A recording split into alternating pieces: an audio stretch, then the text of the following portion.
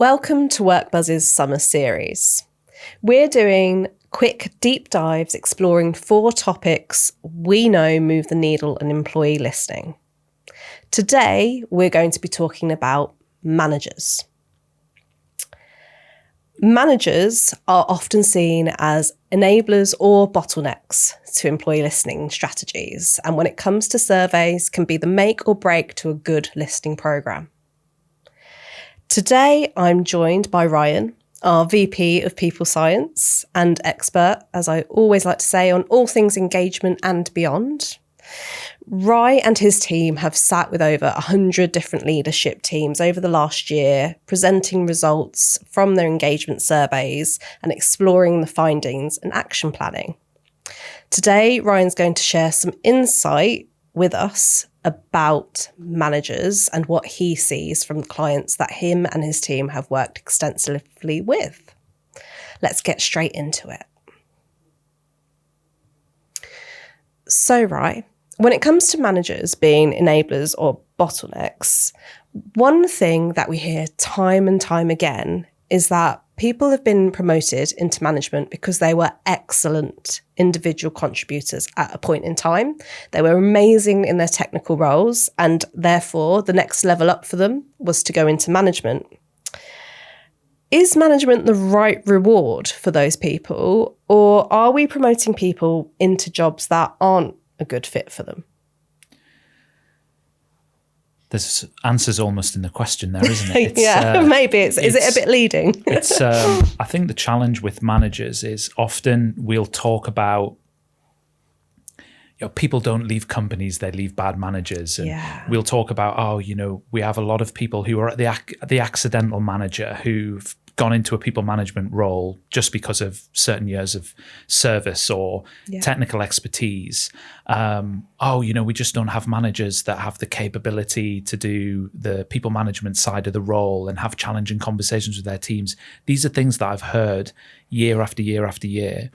And I think a part of the conversation can be about manager capability, but part of it should be and needs to be more about the manager role and the design of the manager role, or the environment we create to enable managers to succeed inside organizations.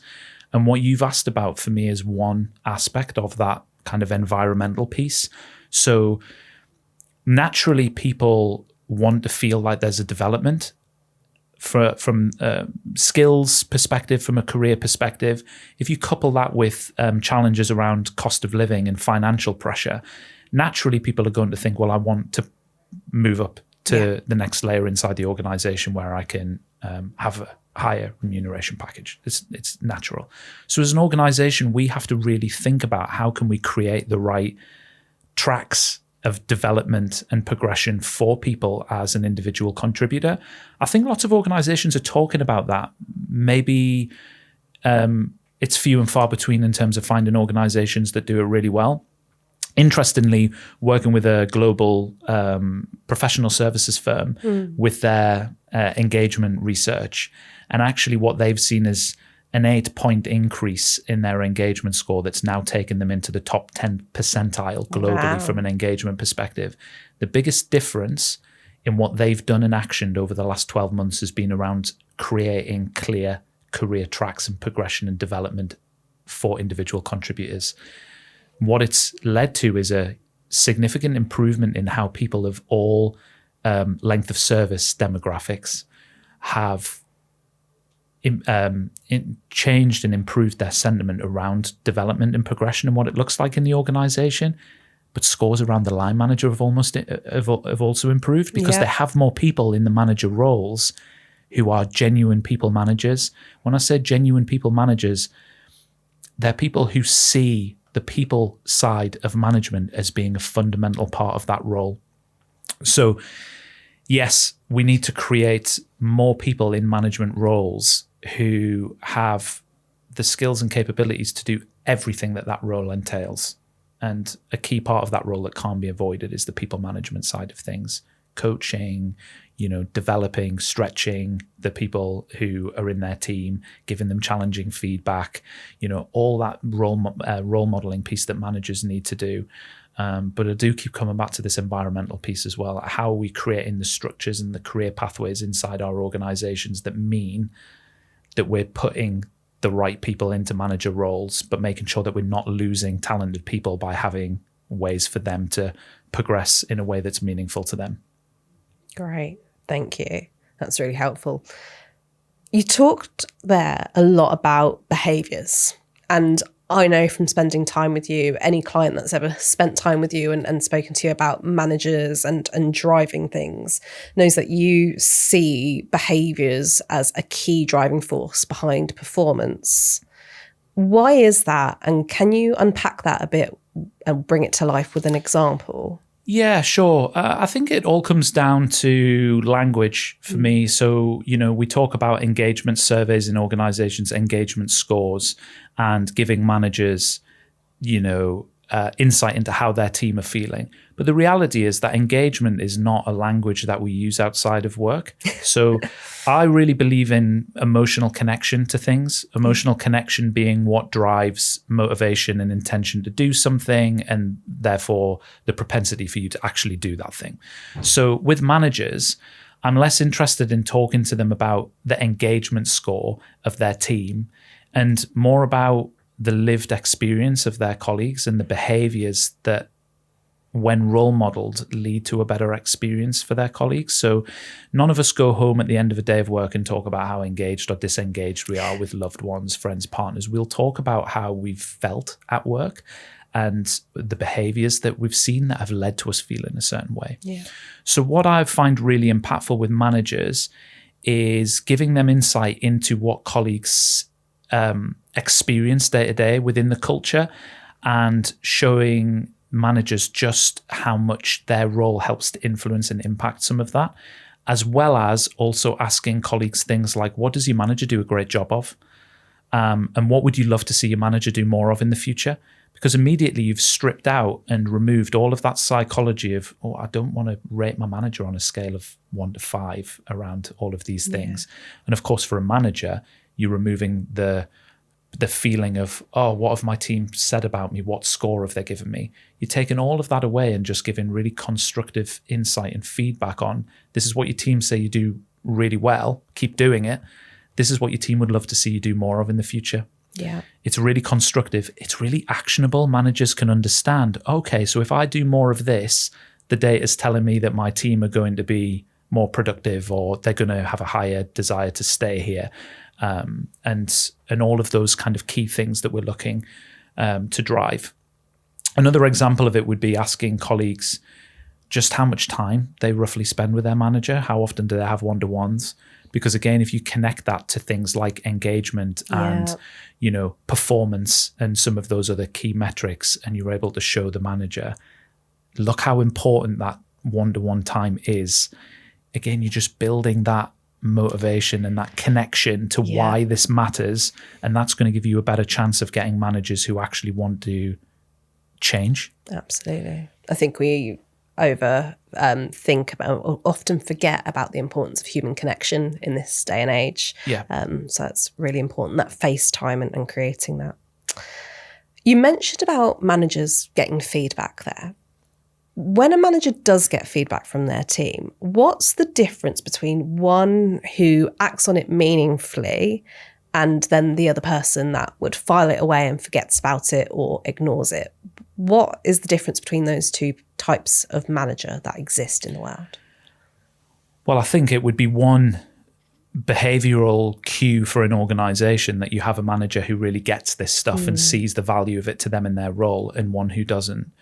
But for the one who doesn't, explore why. Is it, an understanding, a confidence in understanding what the team are feeling, or more critically, what to actually do with it and how to explore it with the team, and whether they just need more support around it. And what can you do to provide that kind of coaching and support? But I would say one of the biggest differentiators beyond that is probably the simplicity of making it really clear for managers as to what the potential actions are, or what is the data really saying for you to go and explore this within your team. Yeah. The best managers, in terms of responding to insight, within a week would be able to say to their team, this is what I've learned from the survey. Let's explore this together. what's within our kind of sphere of control, what can we do to drive some change within the team. And they would do all of that really quickly to make sure that there was that momentum and energy around the surveying piece. Yeah. The very last thing I would say about it comes back to this idea around the environment we create for managers. Yeah. Is it's very easy for us to say we want managers to own their own action planning and they should be hearing what their teams are saying and driving some change. If you go out and actually engage with a lot of managers, one of the things that they will often say is, I don't have the authority to do that.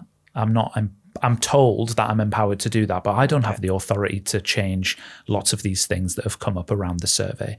So there's a couple of bits around that. One is for the organization to have the responsibility to really think about that. How do they really create true empowerment where managers do have the authority to make decisions on things that are going to impact their team, and really create that clarity around what needs to be fed back up for senior leaders to then make a decision on. But then also that second piece, the behavioral side. You know, if you make it feel like there's actually really relevant, actionable insight for the manager, it's going to be easy for them to act on the data and do something with it. Yeah. When it comes to like excuses for managers to not take on feedback or action plan, a lot of the time it comes down to capacity or time to do it. And it may be that it's relevant to some of the previous things that you've brought up here. But if a manager is feeling like they do want to do something with their feedback, but they're really stretched on their time, they haven't got the time to really give it a lot of focus, is there any one small thing that they could be doing with their feedback that they get from an employee survey or employee listening program that can make a bit of a difference? And what would you encourage them to do with that short amount of time? Yeah, I would say it kind of links on or builds on what I was saying before around you've got to quickly filter it to what's of all of this insight that the organization's given me, what's really relevant to me and my team, what can I act upon, and how do I really quickly explore that with the team? Love that. Manager or a leader, depending on what level we would be talking about here, has the final almost call to make on what they're going to do, but they shouldn't put all that pressure on themselves to just decide, oh, this is the action that we're going to take. Involve the team and collaborate. But the most important word you mentioned there for me is the one around capacity, because when you engage with managers and you research how people actually feel in the people manager role, the vast majority of managers will talk about having more responsibilities than ever before, having too many conflicting priorities, not having the tools and systems to make it easy for them to do all of the different responsibilities of the manager. More than half of managers say that they have maximum 30 minutes a day to be engaging with their team. So how easy are you making it for them to digest and cascade what it is and do that follow-up with their teams? So I'm going to keep coming back to that, the environment, the structure that is in place to actually enable managers to do the role really, really effectively. You have to get that bit right as well. You know, we've got to help the managers to be able to help themselves and do this role more effectively. But for the manager themselves, we have anyone listening in who's an individual manager that's struggled to grapple with some of this before, just put it through that filter. What is this really telling me about my team? What can I specifically do to influence some of this stuff? And how do I explore how to best do that with my team? And you'll be able to do that, 10, 20 minutes with the team. Great. Thank you. Another key demographic that we have are frontline managers. So people that may only see their team for like half an hour before their shift starts. They might have a night shift that comes on later, so they only get 10 minutes with them. They might have several people underneath them. So you're talking tens of people, let's say 30, and they don't necessarily have that time to sit down, review results, take time with it again. So when we think about those frontline managers that are managing across multiple shifts, lots of diverse people that are coming in and out, how do you act on feedback when you can't, frankly, be in front of everyone at once or have that discussion with them in terms of the actions to take off the back of their feedback? Yeah, again, I come down to this like simplicity and consistency piece. Make it as simple as possible for that manager, that shift leader, to cascade what they need to cascade to their teams and communicate to their teams with clarity in just 3 points. Yeah. You know, create that kind of talk track for them, make it really simple. And if they don't have everyone together,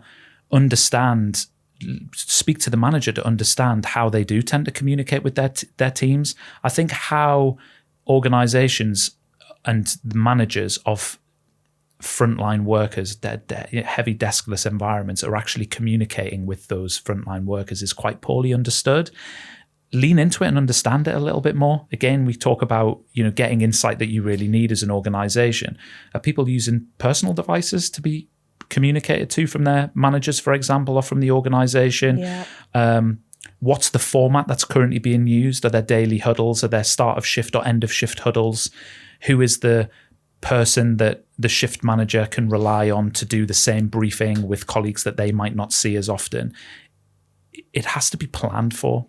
It's not going to happen accidentally. So really look at what that whole system looks like within the organization, what the culture of communication is like within those teams, and then cater for it and tailor it to it. But it's likely going to come down to very simple, really key messages. Make sure you get them out there with consistency across everyone within those teams. Brilliant. Thank you, Rye. Before we wrap up, again, what I'd like to ask you for every part of this series is just 2 takeaways to take from this discussion for our listeners. If you could only kind of distill what our conversation to 2 key takeaways, what would they be? My main one would be better understand the manager role within your organization. So, how could you do a survey or use other listening channels just with people who have that people management responsibility and understand? Yeah. What are all the responsibilities that they feel they have? What do they struggle with the most? What's the biggest challenges they're facing? What support would they feel they would benefit from? Typically, how long do they spend communicating with their teams? There's so much rich insight that, as I'm saying it, I'm thinking every organization should be asking these questions to their managers. Yeah. Build a picture of almost enablement factors and what it is that you need to do to help people managers do this really successfully. We need to break this learned helplessness of doing all of this and always just looking at the manager and saying, oh, well, the manager's the bottleneck and we need managers to take more responsibility. We need to create an environment where they can deliver that for us. So that would be my first takeaway. And the second one would be make sure that we give managers really useful and actionable feedback. So use the behavioral approach, give managers insight as to what their teams really believe they do really well and what they would love to see them do more of. Just make it easier for the manager to connect with this insight and feel like, oh, there's actually something in here that I can act upon. Great. It's all about simplification, really. That's all it is. Simplification and again, like anything, if managers feel they can action something, it's about creating the rhythm, isn't it? So you have to make it easy and simplify it to start building the success of the feedback loops happening. And then once managers have built that confidence and they're into a rhythm of doing it, it's easier to make it sustainable. Great. Again, Rye, thank you for your insights today. That's been super helpful, and I'm sure will help a lot of people on how they approach managers when it comes to their employee listening. Right, thank you. Thank you. So our other mini pods in this summer series are currently on WorkBuzz's website and on our YouTube channel. And what you can see is that they are focused on other topics like progression through your listening maturity, leadership, and employees. So what I'd love for you to do, if this has inspired you to pick up some tips and hints for taking forward with your management population, please let us know, drop us a message, and visit www.workbuzz.com and get in contact with us if you'd like to have further discussions. Thank you for listening.